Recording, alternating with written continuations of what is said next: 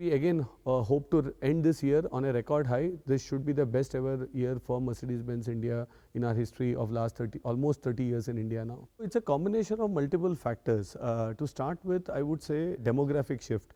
There is a lot of younger customers now today. They have studied abroad in different parts of the world. Now, when they come back, they want to now continue consuming luxury. You know, the women buyers. In our portfolio, we used to have around 8% pre-pandemic, and now it's close to 15% of Mercedes-Benz are bought by women. The second biggest trigger is also the economic factor behind, because what we have seen post GST, which is one uniform tax across India, and the demonetization, a lot of money is now declared as income and legit, which also means that consumers, they are able to apply for loans, they are able to splurge. So Santosh, why are you not exporting out of India, and what's your strategy of using your India production hub from a global standpoint? The Indian operations and the Indian plant is catered for the Indian market as such. On the other side, the enablement for exports is also FTAs and free trade agreements that one should be in place, and India is now signing up a couple of them, but there is still more in the pipeline. For us, being a German company based out of Europe, the European FTA is for sure one big thing that we are looking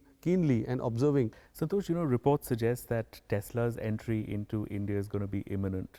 Government is wooing them with concessions, reportedly. How are you viewing this?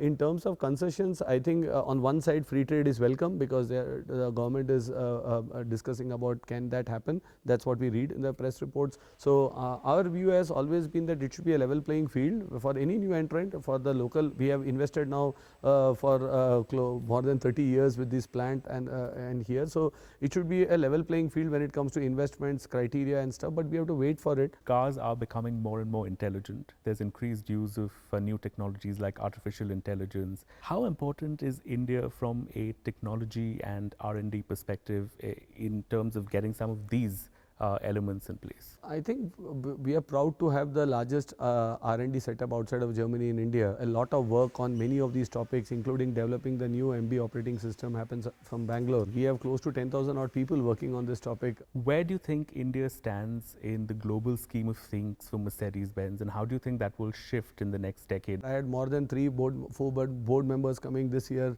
to visit the market, to get a sense of the market. This has never ever happened in the past in a single year with so many visits. So that shows there is a lot of interest.